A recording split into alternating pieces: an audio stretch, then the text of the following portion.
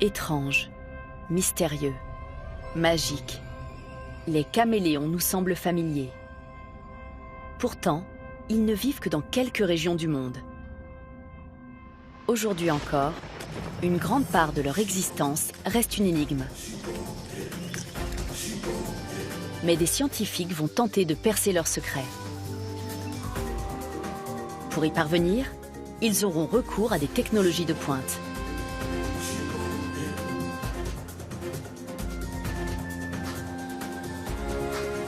Ils vont établir de nouvelles données scientifiques et dévoiler une partie de leur mystère.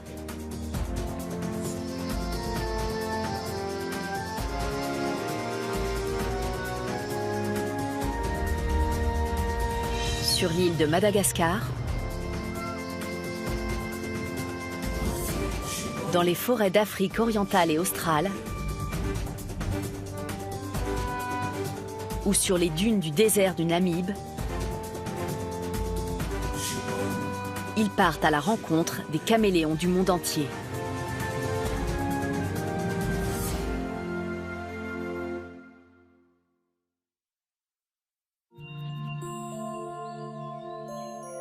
Les caméléons sont les plus fascinants des lézards. Leurs caractéristiques en ont fait des stars du monde animal. Ce tour du monde nous permettra de rencontrer une grande variété de caméléons, du plus grand au plus petit, du plus coloré au plus bizarre.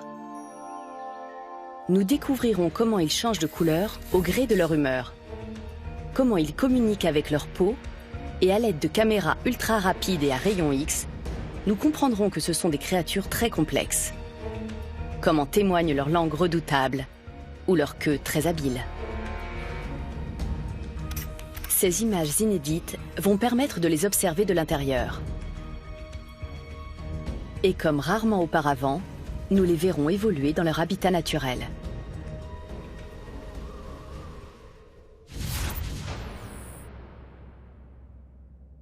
Les caméléons vivent dans des lieux aussi divers que l'Afrique, le bassin méditerranéen, la péninsule arabique, l'Inde, le Sri Lanka ou Madagascar. Cette plongée dans l'univers des caméléons sera menée par deux experts.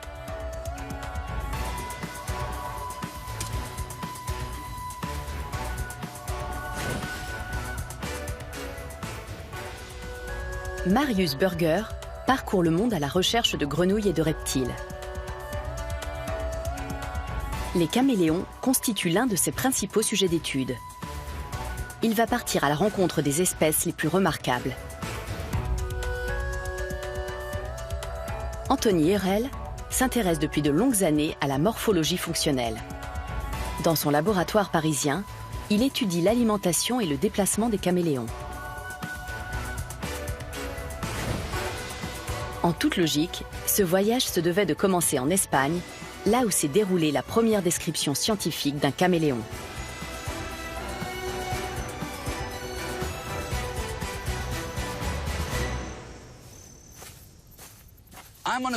Je pars sur les traces de Carl von Linné. Ce biologiste suédois est le père de la taxonomie. C'est lui qui a inventé le système de classification qu'on utilise encore pour donner des noms scientifiques aux espèces de plantes et d'animaux. Son système a vu le jour en 1758, et c'est à cette époque que la première espèce de caméléon a reçu son nom. Chamaeleo chamaeleon, le caméléon commun. C'est lui.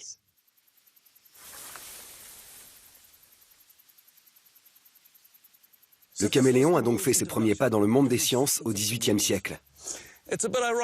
L'ironie, c'est que la voie a été ouverte par une espèce plutôt banale, comparée aux 170 qui ont été découvertes par la suite, et bien loin de l'Espagne, en Afrique et à Madagascar. Qualifier un animal aussi étonnant de banal donne une idée des merveilles que recèle le monde des caméléons.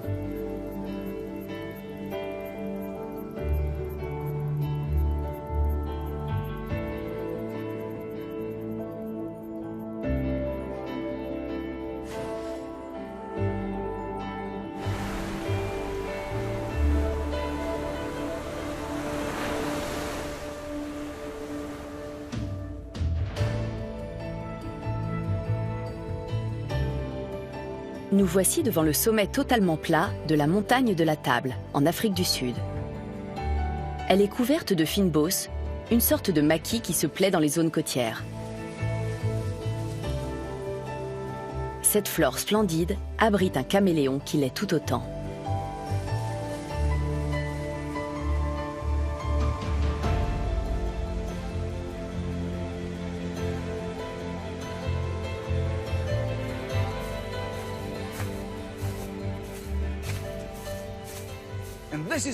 On trouve des caméléons très étranges ici.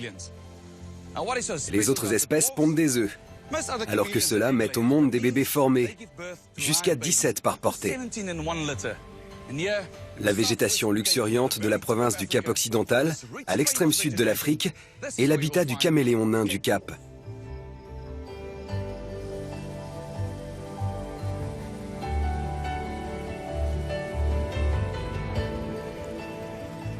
Plus à l'intérieur des terres, le Drakensberg, ou montagne du dragon, est le point culminant de la province sud-africaine du KwaZulu-Natal.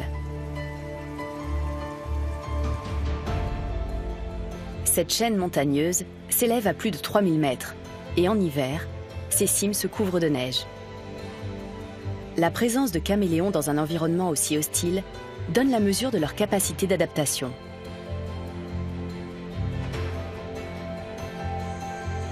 Il n'y a pas si longtemps, une seule espèce était recensée dans la région. Mais des analyses ADN ont révélé la présence d'un autre caméléon. Le voici. Il est communément appelé caméléon nain émeraude. Cette femelle attend des petits. D'ici peu, au cœur de ces montagnes du dragon, elle mettra au monde des mini-dragons. La diversité des caméléons d'Afrique du Sud reflète la variété d'habitats de ce pays.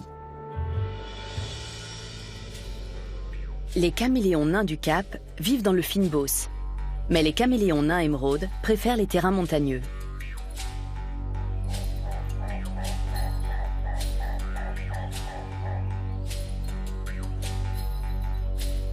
Certains partagent les plaines du Bushveld avec les éléphants, tandis que d'autres affrontent le désert du Karoo.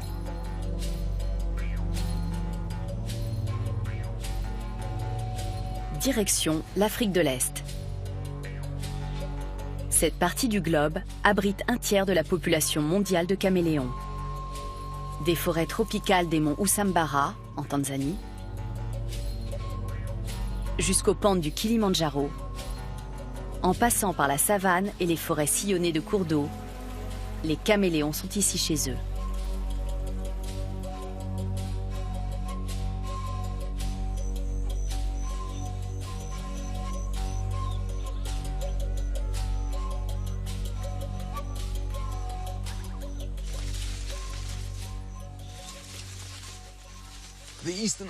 Les montagnes de l'arc oriental en Tanzanie sont connues pour leur biodiversité. Elles se composent de plusieurs chaînes montagneuses qui ont toute une faune et une flore spécifiques. On y trouve des caméléons qui vivent exclusivement sur certaines montagnes. C'est un vrai défi de les trouver. Mais cela vaut le coup de les chercher, car les espèces de cette région sont fascinantes.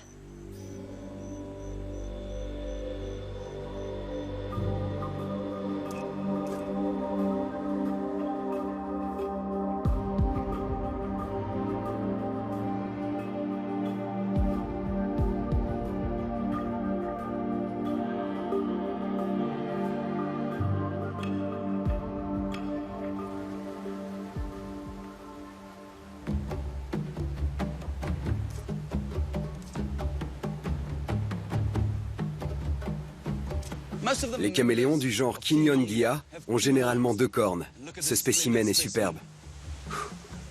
Ce mâle multituberculata est trop vert pour être vrai. Et ses cornes, quelle classe! Leurs cornes leur servent à impressionner les autres mâles et à séduire les femelles. Les mâles les mieux équipés sont perçus comme plus séduisants et plus robustes, comparés aux jeunes adultes qui ont moins à offrir. Chez les Kinyongiya, la taille compte.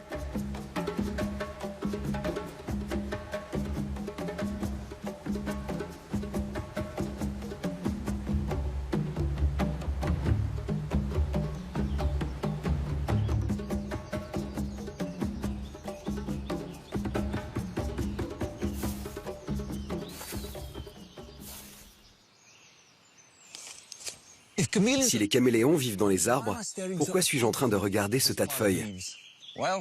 C'est parce qu'ils ne vivent pas tous en hauteur. En Afrique, 15 espèces au moins évoluent dans les feuilles mortes. Elles appartiennent à la famille des Rhampholéon marshalli. Celui qui se trouve juste devant moi est quasiment invisible. C'est un Rhiepeleon brevicodatus. Regardez ça, c'est le roi du camouflage. Son corps est aplati comme une feuille séchée. Il a la même couleur et il a aussi des nervures. Sa queue ne lui sert à rien. Ce n'est qu'un moignon. Elle n'a pas les capacités préhensiles des queues des caméléons arboricoles.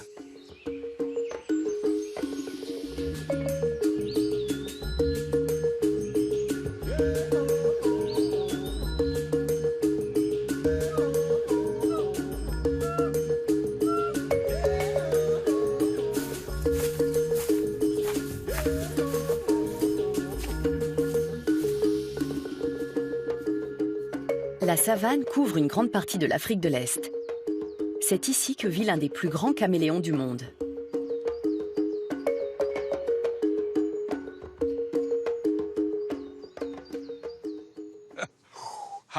Regardez un peu ce colosse. Je peux vous assurer que ce n'est pas de tout repos de manipuler un caméléon de cette taille. On dirait qu'il a envie de me planter ses griffes dans la peau. Mais peu importe, c'est un animal splendide. Il est vraiment impressionnant. C'est le plus grand caméléon d'Afrique. C'est un caméléon de Mahler. On l'appelle aussi le caméléon géant à une corne. La plupart des caméléons d'Afrique de l'Est vivent dans les forêts tropicales. Mais certains, comme celui-ci, préfèrent la savane. C'est un habitat plus ouvert qui leur permet de se rencontrer. Et là, c'est un vrai show. Ces morceaux de peau, à l'arrière de la tête, sont des lobes occipitaux. Ce ne sont pas des oreilles, mais plutôt une sorte de collerette. Quand deux caméléons se croisent, ils se défient et agitent leurs collerettes, comme le font les éléphants en colère avec leurs oreilles.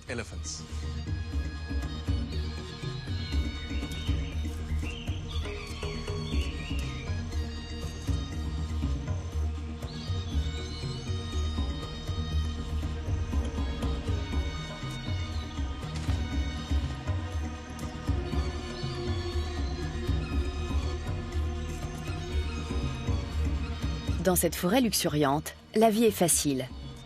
Mais les caméléons ne bénéficient pas tous d'un environnement aussi clément. Dans le désert du Namib, une espèce de caméléon survit dans des conditions extrêmes depuis plusieurs milliers d'années. Ce désert s'étend du sud de l'Angola jusqu'à la frontière de l'Afrique du Sud. Sur cette immensité de sable, toutes les espèces luttent pour survivre.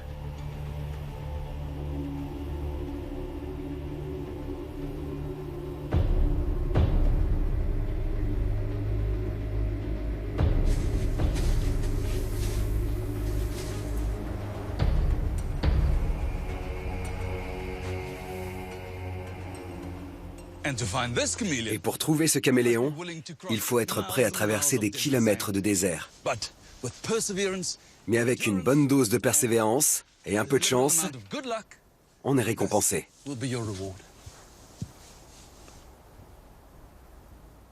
Le caméléon Namakwa est le dragon des sables du Namib.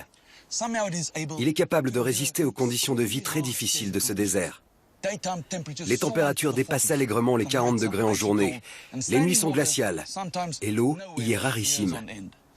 Pour survivre ici, il faut être malin.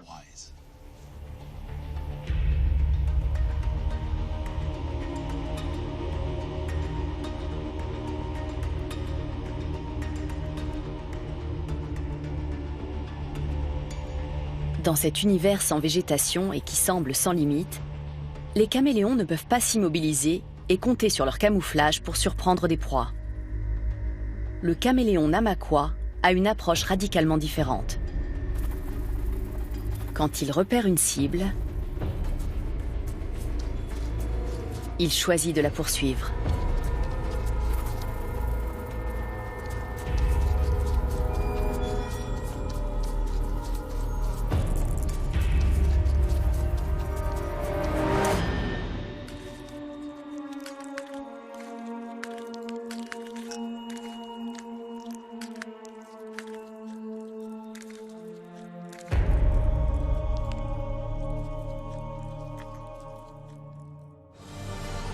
Au large du continent africain, Madagascar est l'autre grand royaume des caméléons. Dans la forêt tropicale, les cris des lémuriens résonnent. Le contraste avec le silence du désert est saisissant. Cet endroit est unique. On y trouve plus d'un tiers des caméléons du monde.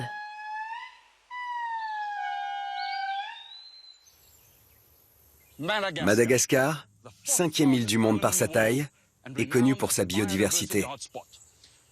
Sa faune et sa flore sont presque uniques au monde. Ces écosystèmes abritent une multitude de caméléons vraiment éblouissants. Bienvenue au paradis des caméléons.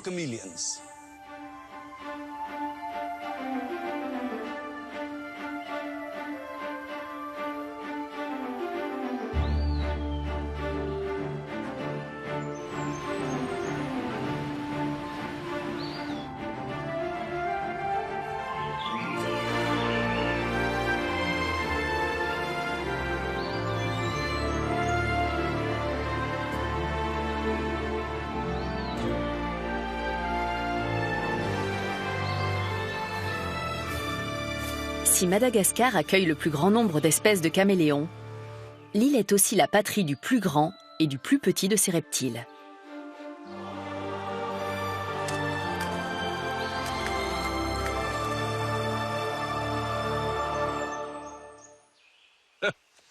C'est un caméléon, ça? On dirait bien.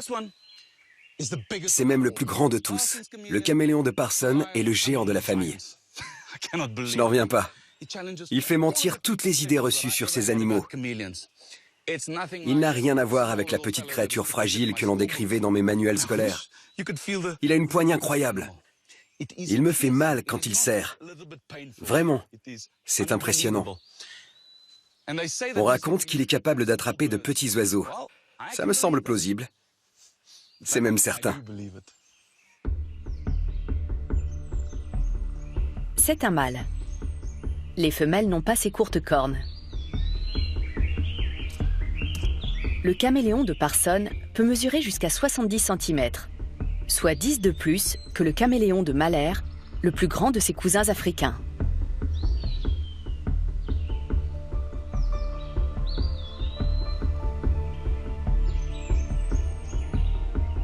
C'est aussi le plus lourd des caméléons. Il en existe un autre qui peut atteindre la même taille, mais qui est loin de faire le poids.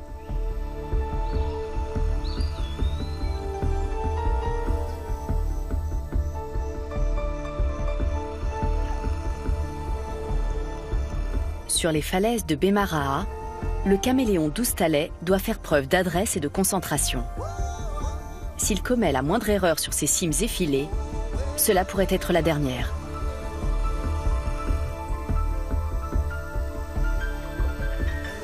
Par endroits, ces falaises laissent apparaître des îlots de forêt. La tentation d'aller y fureter est plus forte que la peur du danger. Ces formations calcaires sont nées sous la mer. Elles ont poussé en surface il y a plusieurs millions d'années. Et peu à peu, l'érosion a sculpté ces paysages impressionnants.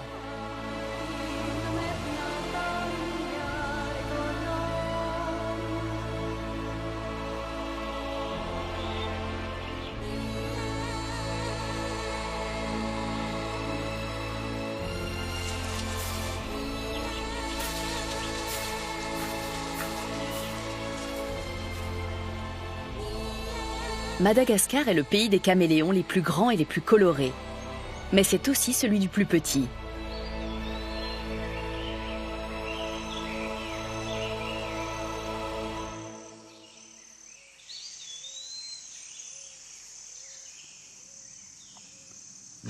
Le monde des caméléons est fascinant.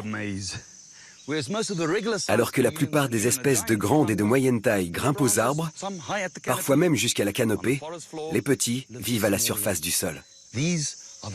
Voici le deuxième plus petit caméléon au monde. Même à l'âge adulte, il est minuscule. C'est l'un des plus petits reptiles de la planète. Il a pour nom Brookesia minima. On le trouve sur une petite île située au nord de Madagascar.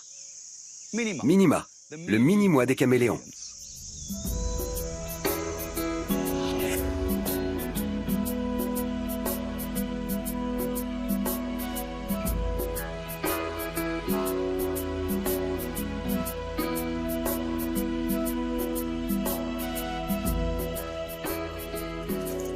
La grandeur est une notion toute relative. Une créature petite pour l'homme peut devenir géante quand elle évolue dans un monde miniature.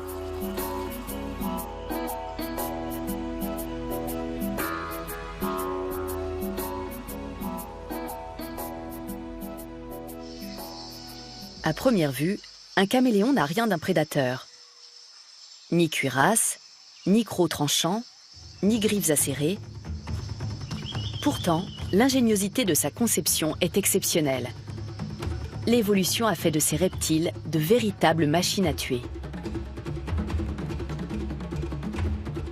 Grâce à des déplacements discrets, une langue qui permet des attaques frontales, une vue performante et des appuis stables, ces redoutables chasseurs se mettent en position. Puis, vient le silence. Avant l'attaque fatale.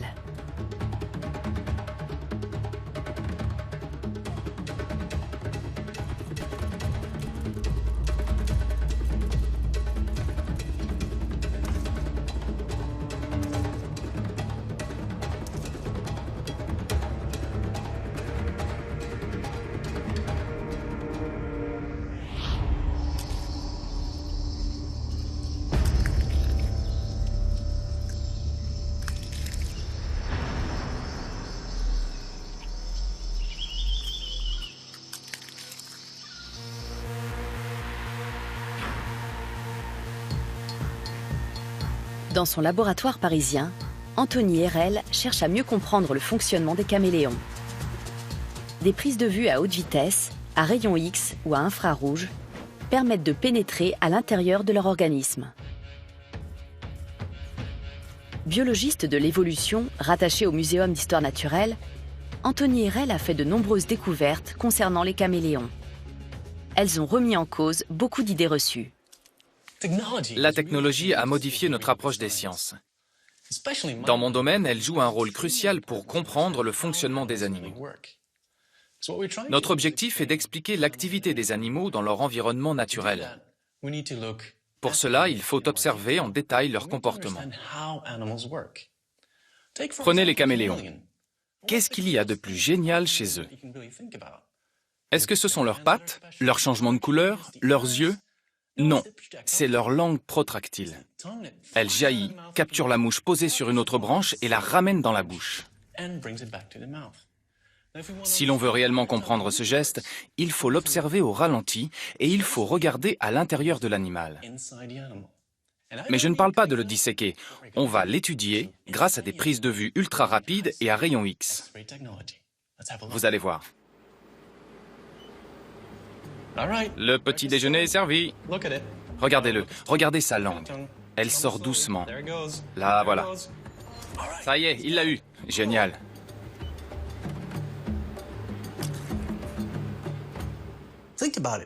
Comment fonctionne la langue d'un caméléon? Comment cet animal est-il capable de la faire jaillir en une fraction de seconde sur une proie qui peut se trouver à 2 fois la longueur de son corps? Que savons-nous de ce mouvement? Comment peut-on l'expliquer? Le seul moyen d'y parvenir, c'est d'employer cette technologie. La première fois que j'ai vu ces images d'une langue se projetant vers une proie, j'ai été fasciné, car j'avais enfin les moyens de comprendre le mécanisme à l'œuvre. Quand on regarde ces images, ce qui frappe en premier lieu, c'est que l'os hyoïde qui se trouve à l'arrière de la langue se déplie très lentement. Puis soudain, le tir se déclenche de façon fulgurante et la langue fuse à toute vitesse vers la proie.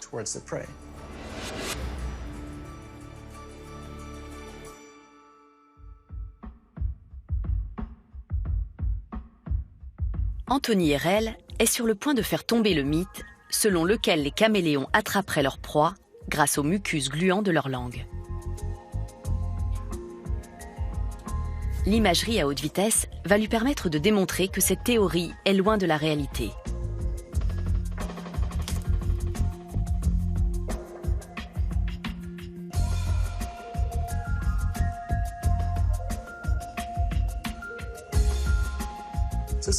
Nous avons fait une énorme découverte grâce à cette technologie.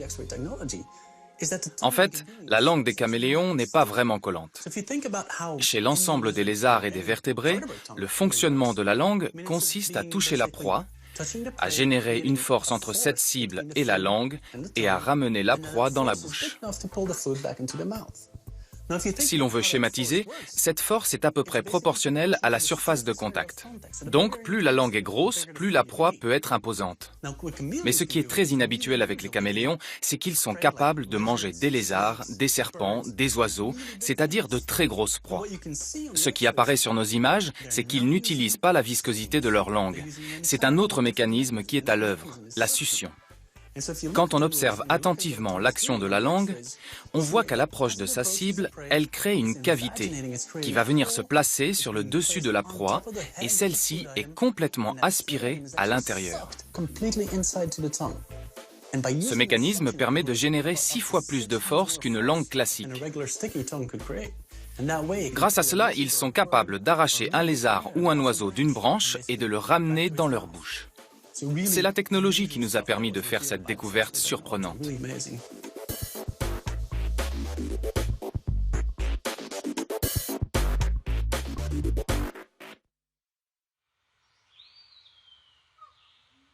La caractéristique la plus frappante du caméléon est peut-être sa langue protractile.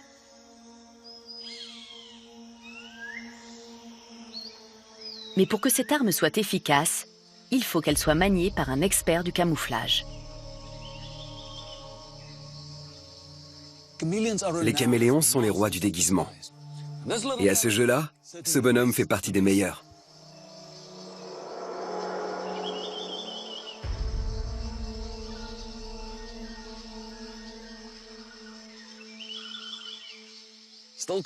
Vous ne le voyez toujours pas? C'est le but recherché. Le camouflage a 2 fonctions. La première est de ne pas se faire repérer par les prédateurs. Une forêt tropicale comme celle-ci est remplie de serpents qui seraient ravis d'avaler un caméléon. La seconde est de ne pas être vu par les proies. Il attend, immobile, invisible, et les insectes finissent par venir à sa portée. Ce Rampholéon spinosus fait de son mieux pour ressembler au lichen d'une vieille branche, et il s'en tire très bien. Il a la bonne couleur, les bons motifs, il a même de petites épines. Elles cassent la silhouette de son corps. Il est très discret. Il bouge peu. Et quand il le fait, c'est avec une telle lenteur qu'on ne le voit pas. Impressionnant. La langue du caméléon va encore frapper.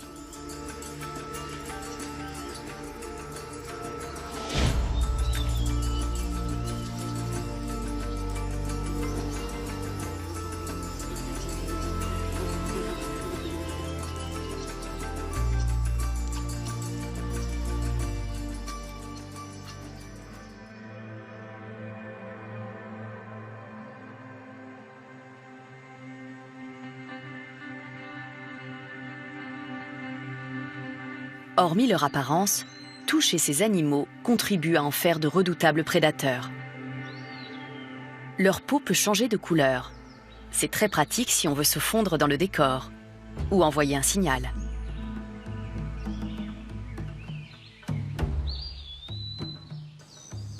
Durant la courte période de reproduction des caméléons de Laborde, les mâles cherchent sans relâche une femelle consentante. Celle-ci porte déjà des œufs. À l'approche du mâle, elle change de couleur.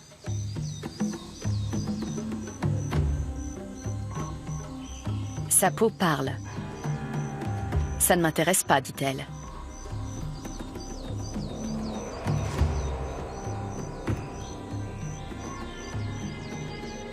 Un procédé très ingénieux lui permet de changer de couleur.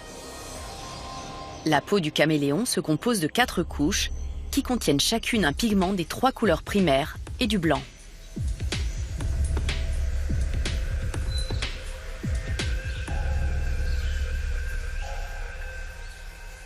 Le changement s'effectue en contractant ou en relâchant des fenêtres présentes dans la peau, pour faire apparaître une quantité plus ou moins importante d'une certaine couleur.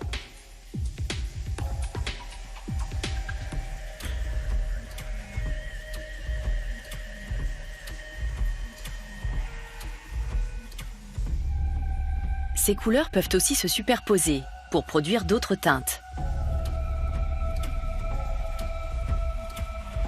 Quand les caméléons s'assombrissent, le plus souvent sous l'effet du stress, le processus est différent. De la mélanine se propage dans la couche supérieure de la peau par le biais d'un réseau de filaments. Et peu à peu, la peau du caméléon fonce.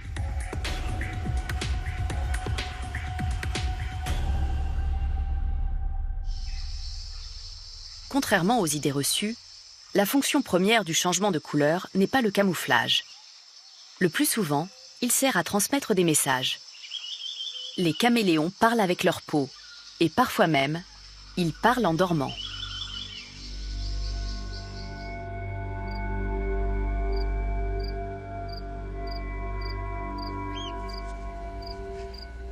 Un caméléon endormi apparaît blanc quand on braque une lampe torche sur lui.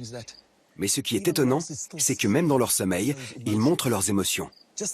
Le son de ma voix est perçu comme une menace. Peu à peu, sa peau s'obscurcit, mais seulement du côté de ma voix. L'autre côté reste pâle, détendu. Regardez ça. C'est incroyable.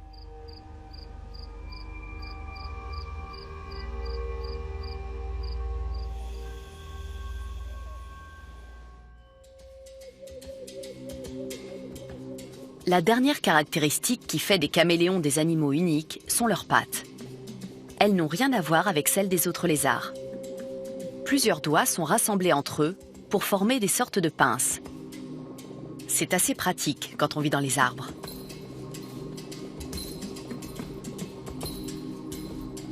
Sur les pattes avant, les doigts sont comme soudés, 2 à l'extérieur et 3 à l'intérieur.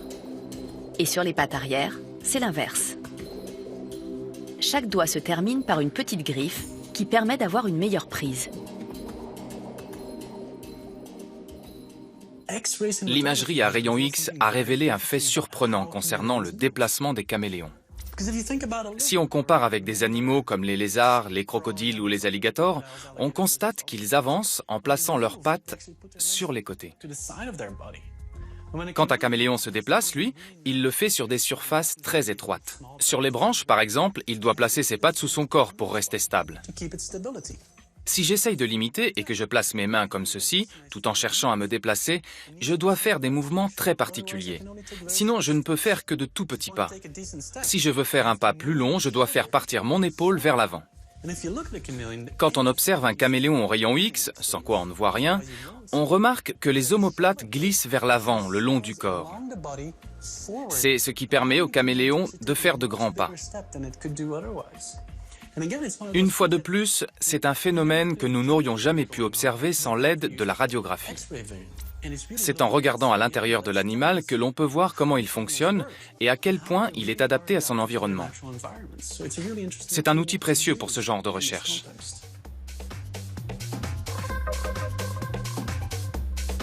Si cette structure de pattes est parfaite pour les caméléons qui évoluent dans les arbres, elle l'est beaucoup moins pour ceux qui vivent au sol. Dans son laboratoire, Anthony Herrel a découvert que le Brookesia minima de Madagascar avait trouvé un moyen de surmonter ce handicap. Avant son étude sur la locomotion des caméléons, personne ne l'avait remarqué.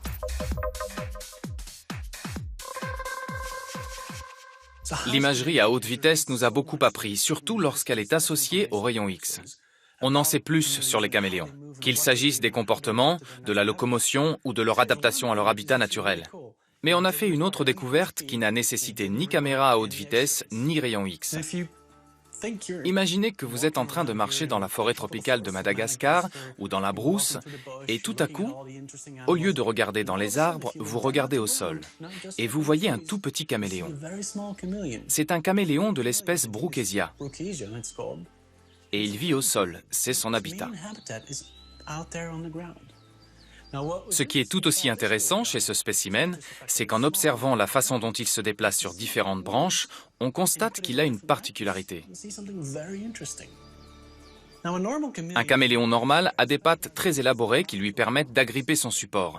Elles l'aident à garder l'équilibre et à se déplacer sans problème.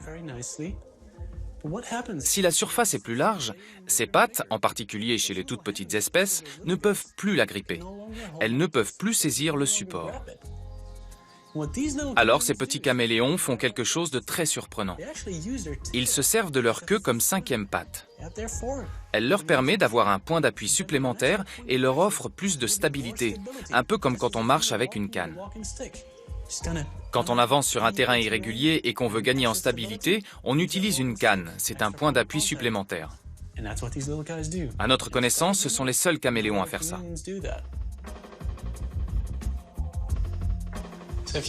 Nous allons observer deux petits caméléons du genre Brookesia. Chacun se déplace de façon très différente.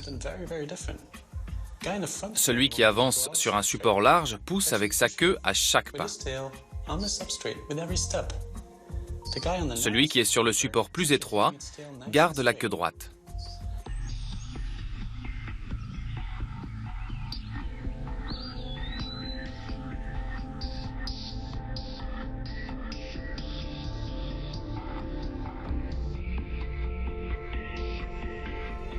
Le caméléon est donc capable de changer de couleur et d'attraper ses proies à distance grâce à sa langue.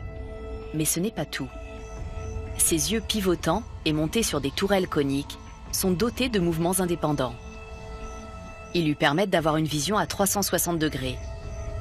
Le cerveau du caméléon doit analyser simultanément deux images totalement différentes. Une prouesse inconcevable pour un humain. C'est un atout de taille. Il lui permet de localiser ses proies tout en guettant ses ennemis. Il a littéralement des yeux dans le dos.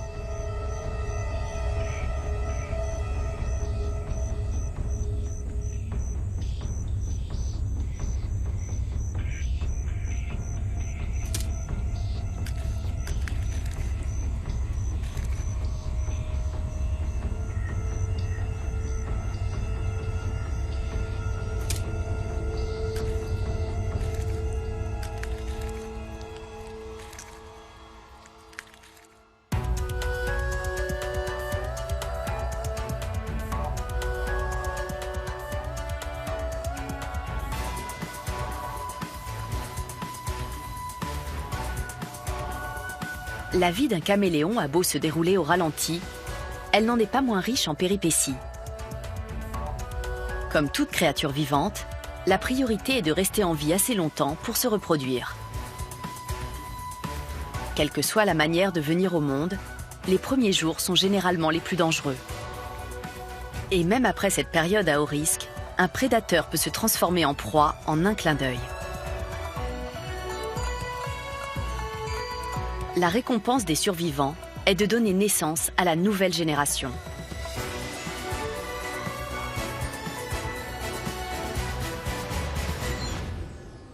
L'espérance de vie moyenne des caméléons est d'environ 5 ans. Récemment, sur l'île de Madagascar, des découvertes ont mis en évidence l'exception qui confirme la règle. Mais pour l'observer, il faut être au bon endroit, au bon moment.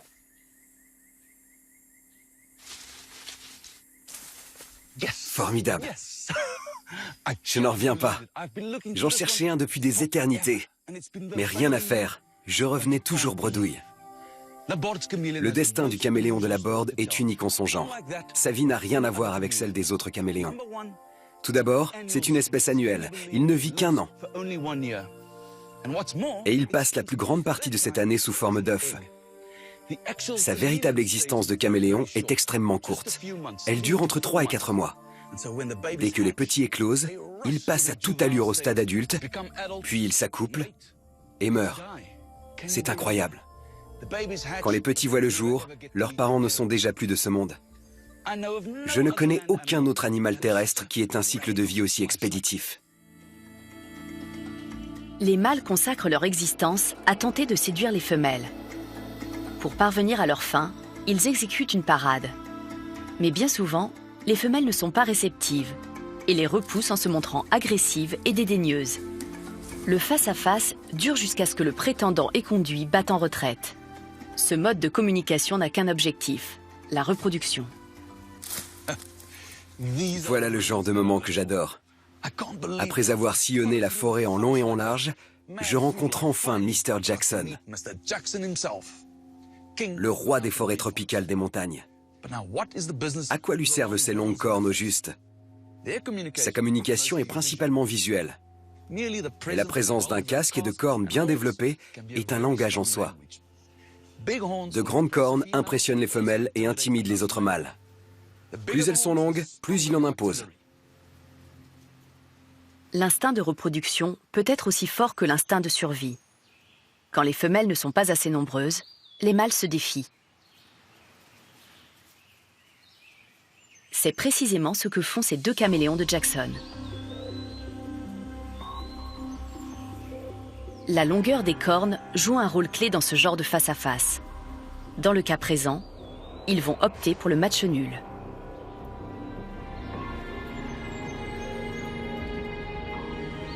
Mieux vaut éviter l'affrontement, car une morsure de caméléon peut causer de gros dégâts.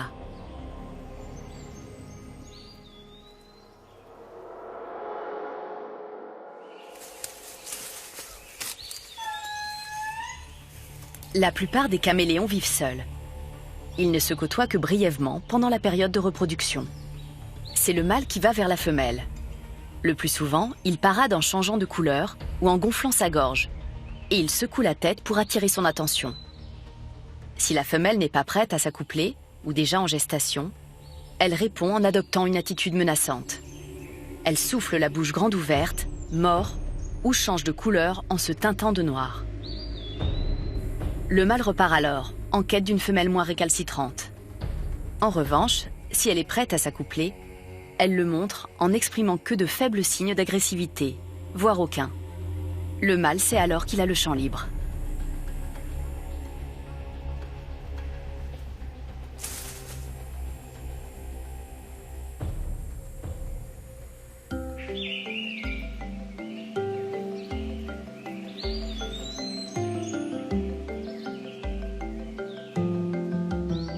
En général, les caméléons pondent leurs œufs dans des nids enterrés pour les protéger des prédateurs. Cette stratégie est efficace, mais pas sans faille. Le serpent à groin de Madagascar a un odorat excellent. Il peut repérer des œufs enterrés à plusieurs centimètres de profondeur. Avec sa tête en forme de pelle, il déterre le nid en un rien de temps.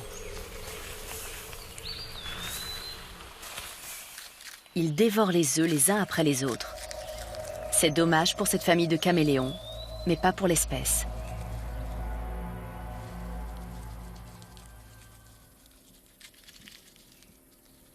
Les femelles pondent la totalité des œufs sur une période d'1 à 2 mois. Les serpents ne pourront pas les trouver tous.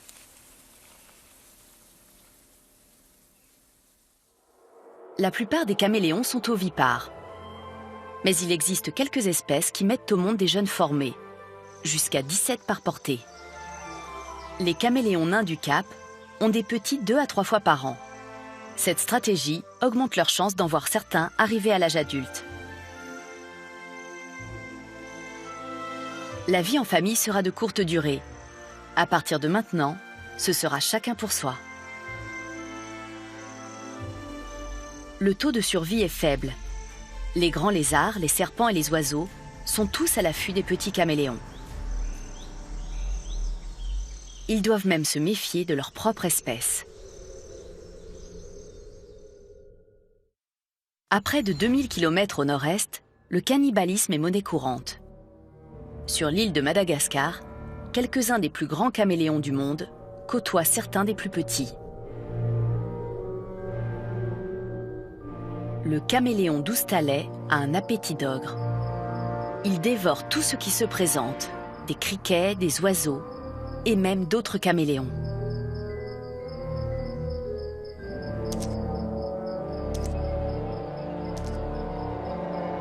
Ce petit spécimen fait une proie facile pour l'Oustalais. Il n'a que deux solutions: s'immobiliser en espérant qu'il ne se fera pas repérer ou fuir les lieux.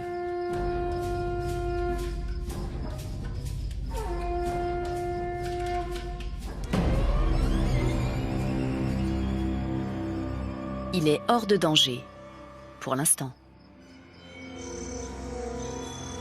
Cette forêt fourmille d'autres prédateurs qui raffolent des caméléons.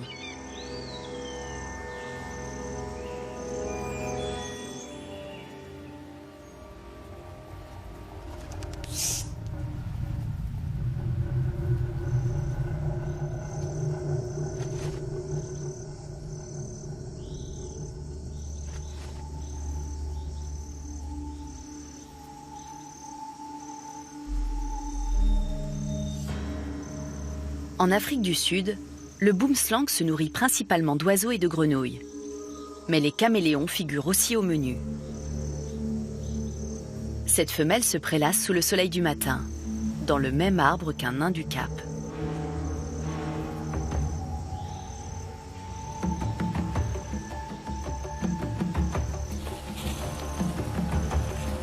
Son sang-froid se réchauffe et elle passe de branche en branche à la recherche de nourriture. Les yeux pivotants du caméléon repèrent immédiatement le danger. Le boomslang, qui n'a pas cette vision périphérique, rate cette proie potentielle. Il avance sans remarquer le caméléon qui se trouve pile devant lui. Le caméléon fait de son mieux pour se rendre invisible. Il est pleinement conscient du danger qui le menace.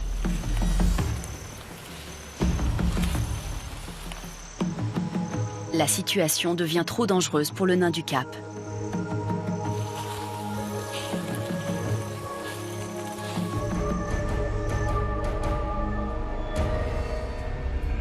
Les caméléons sont lents. Pour s'enfuir, le moyen le plus rapide est encore la chute.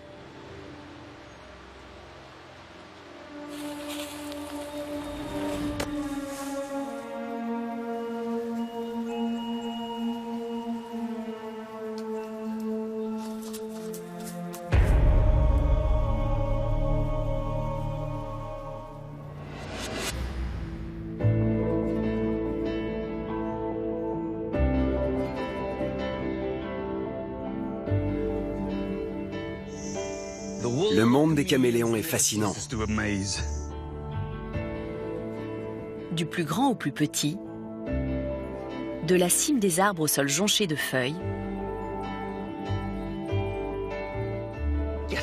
Formidable. les caméléons sont les rois du camouflage. It's really unusual stuff that was revealed by this X-ray technology. Les invisibles tireurs d'élite du sous-bois. Et ils n'ont pas encore livré tous leurs secrets.